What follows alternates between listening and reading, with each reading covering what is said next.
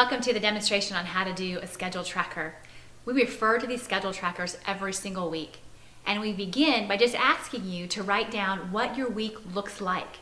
But as we progress through the class, we actually kind of start planning ahead for some things and making sure we're starting to put our priorities in the order that God has for us. What I'd like to do for you today is kind of share with you how I fill out my schedule tracker to kind of give you a visual representation of what this looks like. But always remember, this is between you and God. The key is just to remember to actually fill it out so that you can see where your time's being spent in order to be able to understand where God might be leading you. And just so you know, I fill mine out all the time. So I'm not giving you something that I've kind of graduated from. I still fill out schedule trackers on a regular basis, and I still follow what I believe to be God's plan for each of my days. So let me begin. First, we're going to start by writing out the things that are essential to our weeks. Things that we can't really change right off the bat. Work schedules, carpool schedules, things we need to do with our kids, those kinds of things we're going to be putting into your weeks. We're also going to try and add in things like a daily quiet time with God, making sure we have our own personal needs met, spend time with our husbands if we're married, spend time with our children if we do have children, taking care of our homes, and then the time that we have for work. Now, I know for many of you right now, you're like, okay, well, work takes up all of this and I can't change anything around. Please just take a moment to take a breath and go, okay, nobody's telling you anything's wrong. We're just going to take a look at where your time's being spent in order to help you understand where God maybe wants you to have your time. And if what you have right now is where God wants you to spend your time, that's great. No problem. No change is necessary. All right? So I'm just going to kind of walk you through what I do each week. And I do these each week. Usually I fill them out on Saturday or Sunday before the previous week, but you can fill yours out anytime you want. They're not dated for a reason. You can start these anytime that you want. All right? And if these hours here don't work for you, if your work day starts earlier or later or goes later, feel free to change these up any way you need. This is just what we thought would be the most reasonable for the average amount of women. For me, this is what my day looks like. I generally get up about 5:30, and the first thing I do is have my quiet time. I know 5:30 may be early for some of you, but that's what works best for my day. Truly, that's what I do each and every day. All right, then I have to do things like I need to get my daughter to carpool.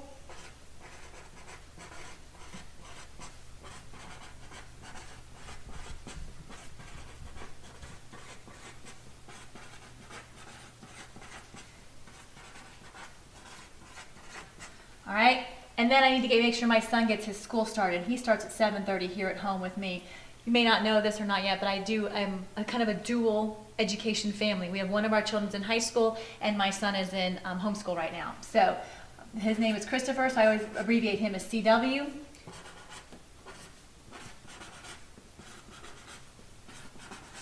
All right, so I plan that kind of stuff in, and then I put down things like on a regular basis he has a Taekwondo class, so I got to put that in here.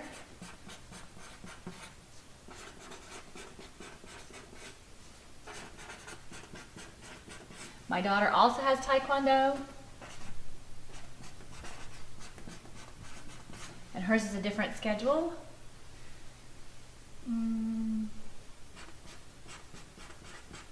Okay, and what I will do is that how long that lasts. So I'll block it off to go down, and we usually don't get home till about 2:45. Oh, excuse me, I take that back. 3:45. So I know that those time slots are not really available too much. All right, I do the same thing for my daughter with hers. Yeah. Okay, those are the activities we've got going on. I know those are working for our family. During this time, then what I'll do here is I'll split this in half up until about noon. And I do that to show that my son has things going on and I can have other things going on. So I leave that blank. So I cross out his half. That's what he is doing. We don't do anything else. He does that. Okay? But the other half I leave open for myself to see what I need to add in there. I also put in things that are regular, like I have to pick my daughter up from carpool.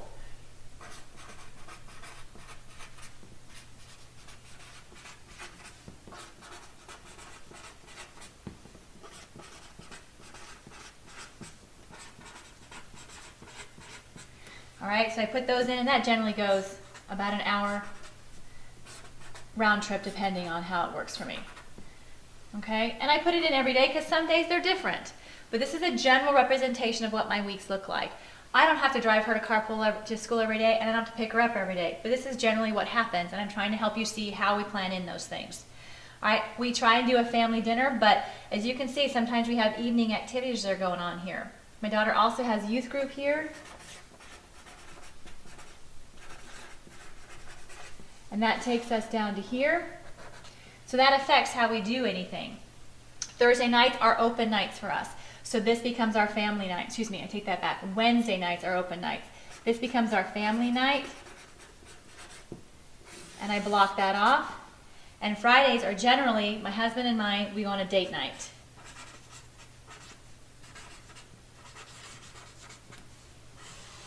Okay, this is the basic stuff that I've got going on. All right, I talked to you about how to color code this. And so I want to walk you through how to color code this as well.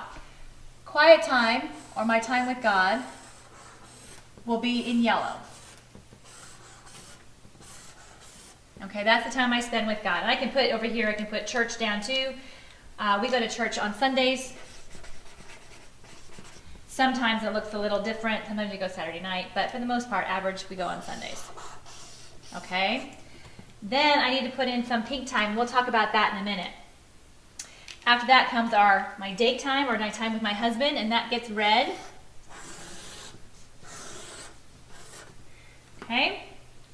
Then time with my children and my family. Now, many of us have kids that we're carting around all the time. We're always in the car. It's not necessarily an intentional time we get to be with our kids unless we make it an intentional time. When I take my children to Taekwondo, when I take them to youth group, when I take them on carpool, I make it intentional. I talk with them about their day, and you probably do too. I will ask them specific questions. Sometimes we will talk about what's going on in their lives in general. So I use that as my family time. Okay, and our family time, or with each individual child, I use that with them. So this is my son's blue time. And again, if these colors, you're like, what is she talking about, the blue time? It's all right. The front of your book in the How to Use This Book section, it kind of describes to you each of the colors and what they represent. And as you go through this, you'll be doing this on a weekly basis. All right? So here's my daughter, her time. Okay, I can see right off the bat that I've got a good balance of time with both of my kids just in the middle of the week. Our family nights are on Wednesdays. So there's my family time. Okay, now here comes the other part. The other part we talk about are taking care of our homes, getting in some pink time, and work time. A lot of what I do for the ministry involves a lot of writing, a lot of speaking, but also just a lot of sitting and reflecting. And so I will take a lot of the times, I will spend some time during, while my son's doing some schoolwork, I'll spend some time and work on ministry. All right, and I generally do that a couple days a week. Lately, it's been like 3, so. All right, and so I will designate that as work time for me because that's in service to others. While I do get filled by it because I'm closer to God because of it, I consider that as work. Okay? Then I also make sure I get my pink time in. And that generally takes the form of things like the gym, takes the form of things like hanging out with my girlfriends, having lunch, or going out on an evening over the weekend and spending some time with them. So, for example, this past Saturday, I met with my girlfriends.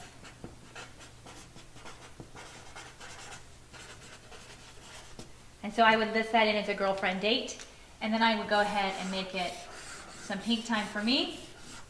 I also spent time, which was kind of a selfish day, which doesn't normally happen. I also happened to get a haircut, and I got a manicure. Again, that's not necessarily typical for the same day, but it happened to work out that way. Okay, so I've got some pink time in. I haven't been to the gym as much lately, but when I generally go here, and I generally go here, and I generally go while my daughter's in her youth group. All right, so those I would also designate as pink times because those are done just for me. I do those to take care of me, my health, and I love it. You may have other things that you do just for yourself. And if you're looking at your week and you're going, I don't have any time for me, or I don't have anything on there that represents me, that's a big red flag to me. Because if we don't get ourselves filled with what we need, it's very hard to continually fill other people in our lives. But that's something we talk about during this class. The last thing I'm going to talk about is taking care of my home. Wednesdays, right before family day, after carpool in between, we do a lot of chores. So I know I write them in here. Chores here. My son does some chores here. I do some chores here. Wednesday is our big day right now to take care of our homes. It's the way our schedule works. The rest of the week we have too many things going on to really feel like I can dive in and dig in and get my house all cleaned. So I take it on Wednesdays. In the past, I have spread it out throughout the week. It doesn't really matter. There's no right way to do this. It's just what works with your family in the particular season that you're in. If you take a look at this schedule, you can see that there are lots of different colors on there. This is not necessarily an ideal week, but this is what you want to see each week. You want to see a good balance between having your God time, having some pink time, making sure you take care of your home, having individual time with your children if you have them, being with your family, and definitely being with your husband and having date time. And unfortunately, I mentioned that one last, but as you'll see in the priority order, he comes a lot higher than any of these other things here. All right? This is the kind of stuff we're talking about. Your week may have a lot more purple, especially if you were working outside the home and you're working full time. You may have this whole section from 9 to 5 blocked out with purple every single day. That is okay. This is not the ideal. This is just a representation of how to fill this out. During this class, you'll have lots of time, in fact 10 weeks, to take a look at creating schedule trackers that might work best for you and your family in the season that you are in right now. But one thing I have learned is I have to remain flexible to what God's will is for what I do each day, and that there can be changes to this. So often we get so caught up in, okay, this is how it has to be, this is how it's worked, but God sometimes changes things up on us, doesn't he? And he asks us to follow him with it. So if you're feeling like there's a lot of chaos in your life and you're tracking out your days and you're going, this is just not working for us, it's a good time to stop and ask God what your week should look like. And each season of our lives, it's a good time to stop and ask him, okay, how does my week need to change? What do I need to do differently in my weeks? This is a demonstration of how to fill out our schedule tracker. As always, though, if you have any questions about your own personal schedule, please feel free to contact me. You can find that through our website, peaceofmindministries.com. Thank you.